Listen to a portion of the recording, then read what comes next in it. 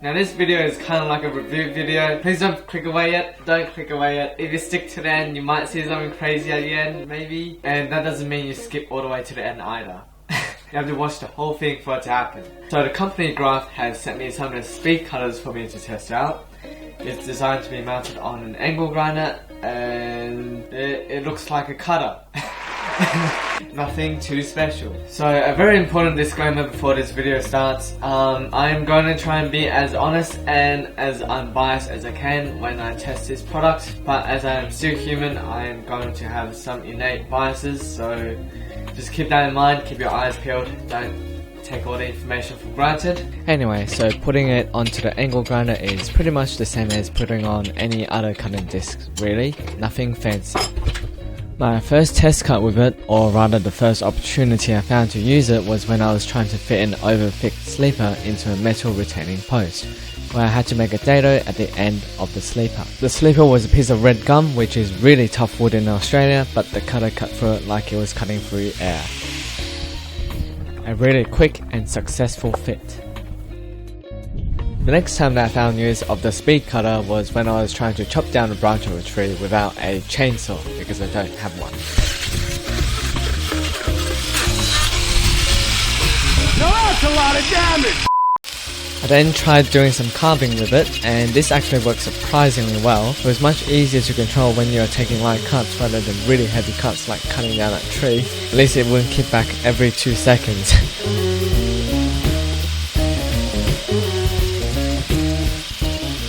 This is really my first time carving wood, so don't judge. It's probably horrible to those who are very experienced in this. But I think it looks pretty cool. I'm pretty proud of it for my first time. So I guess this looks kind of like a gargoyle. I was actually aiming for a dragon, but I ended up thinking, I want something that looks a little bit more human-like with wings.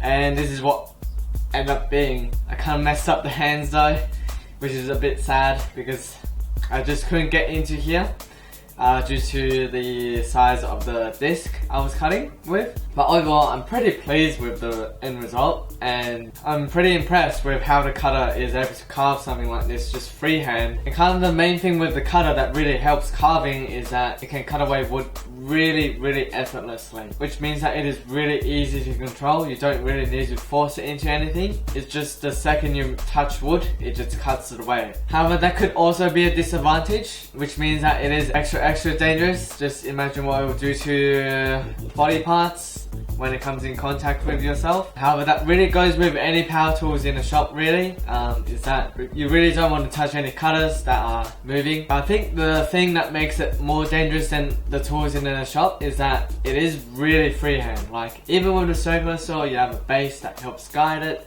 With the table saw, you have a fence to help control the workpiece, but with the angle grinder, you are just with your 2 hands, and if your hands slip, that's it.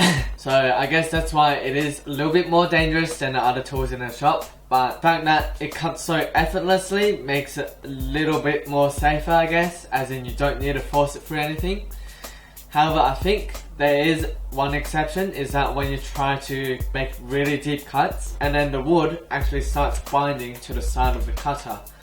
And when that happens, then you instantly get a kickback.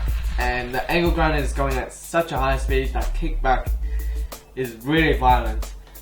Which I experienced when I was cutting down that tree. It just kept kicking back. And it was really scary, to be honest. So the cutter is probably not for cutting really thick things apart, or cutting down trees for that matter.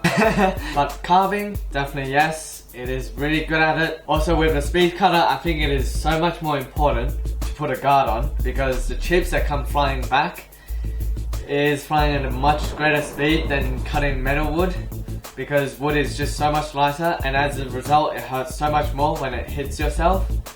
And also probably really important to wear safety glasses and also gloves. Initially when I was cutting the tree, I didn't actually have gloves on, and the chips that were bouncing back on my hands really hurt.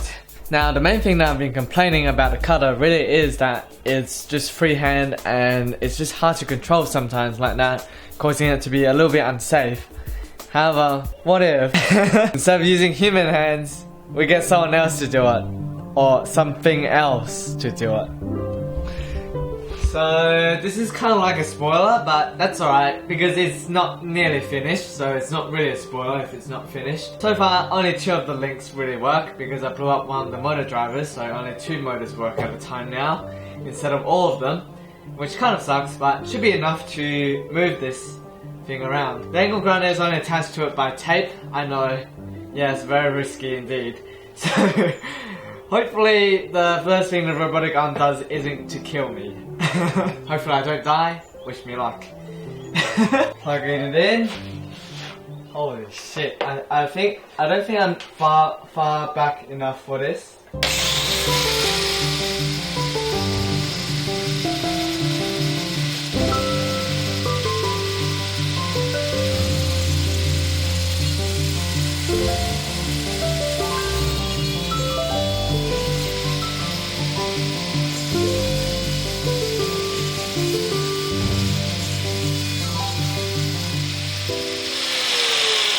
Holy shit, that was crazy.